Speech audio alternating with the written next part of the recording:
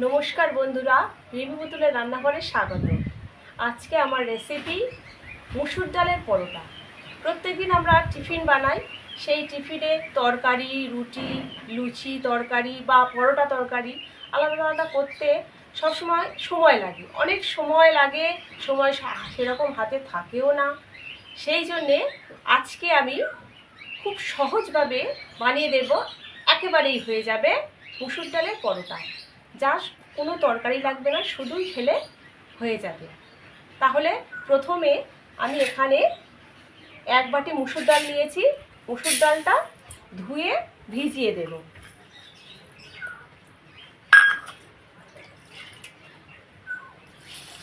দুই থেকে 4 বার ভালো করে জল পাল্টে ধুয়ে আধ ঘন্টার জন্যে ভিজিয়ে দেব।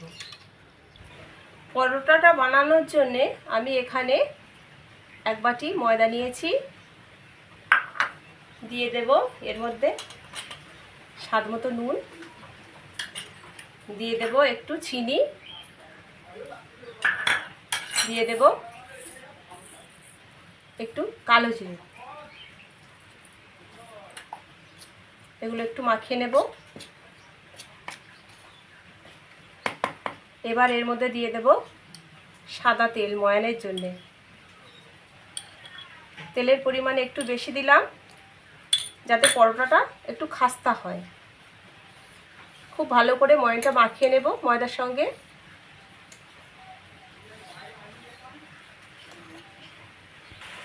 ময়ানটা ময়দার সঙ্গে খুব ভালোভাবে মাখিয়ে নিয়েছি। এবার অল্প অল্প জল দিয়ে দেব। জল দিয়ে একটা মণ্ড তৈরি করে নেব। ময়দাটা খুব ভালোভাবে মাখিয়ে নিয়েছি। এবার এটাকে ঢেকে রেখে দেব আর মুসুর ডালটা পেস্ট করে নেব। সাদা তেল দিয়েছি, এবার দিয়ে দিচ্ছি গোটা জিরে।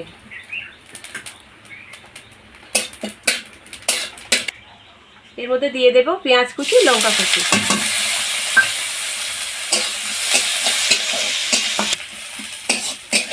এবার এর মধ্যে দেব গ্রেট করা রসুন কুচি আর গ্রেট করা আদা কুচি। আদা রসুন দিয়ে একটু আবার নেড়ে চেড়ে নেব। এবার এর মধ্যে দিয়ে দেব 1 চামচ জিরের গুঁড়ো, 1 চামচ ধনের গুঁড়ো আর স্বাদ মতো নুন, আর দিয়ে দেব 1 চামচ হলুদের গুঁড়ো, আর সব শেষে দেব একটু লঙ্কার গুঁড়ো। মশলাটা আর একটু কষিয়ে নেব। এবারে দেব পরোটার পুর করব বলে যে ডালটা আমি মিক্সিতে পেস্ট করে রেখেছিলাম, সেই মুসুর ডালের পেস্টটা দিয়ে দেব। ডালটা একটু ড্রাই হয়ে গেছে বলে আমি একটু চারিদিক দিয়ে তেল দিয়ে দিচ্ছি।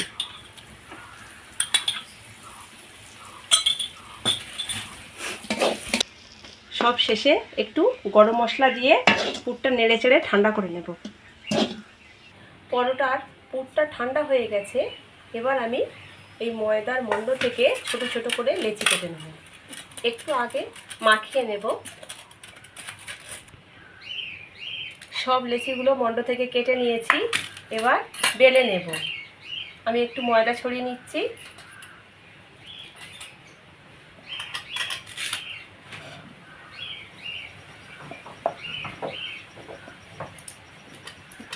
একটু পাতলা করেই বেলবো।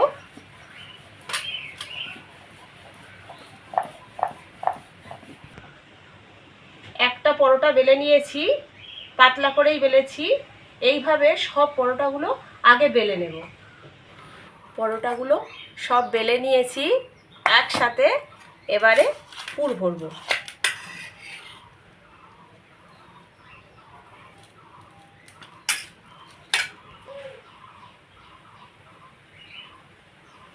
পুরটা দিয়ে দিয়েছি। এবার চারিদিকে একটু জল দিয়ে দেব।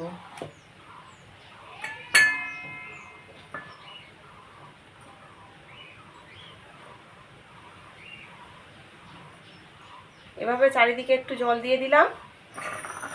উপর থেকে আর একটা পরোটা নিয়ে এভাবে ঢাকা দিলাম। ঢাকা দিয়ে একটু এইভাবে টেনে টেনে দেব।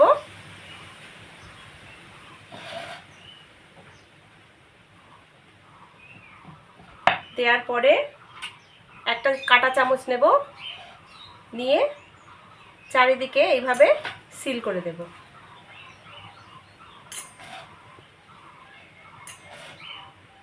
এইভাবে সব পরোটাগুলোই পুর ভরে নেব।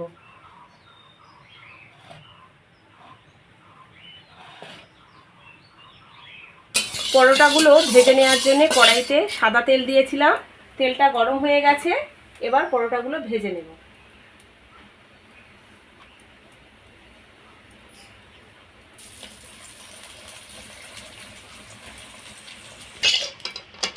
এবার উল্টে দেব।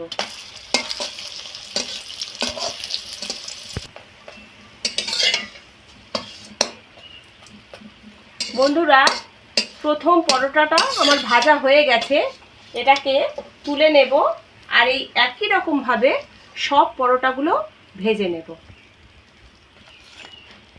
তো বন্ধুরা, তৈরি হয়ে গেছে মসুর ডালের পুর ভরা পরোটা। ভিডিওটি পুরো দেখার অনুরোধ রইল আর চ্যানেলটিকে সাবস্ক্রাইব করে আমার পাশে থাকবেন। আজকের মতো এখানেই শেষ করছি। ভালো থাকবেন, ধন্যবাদ।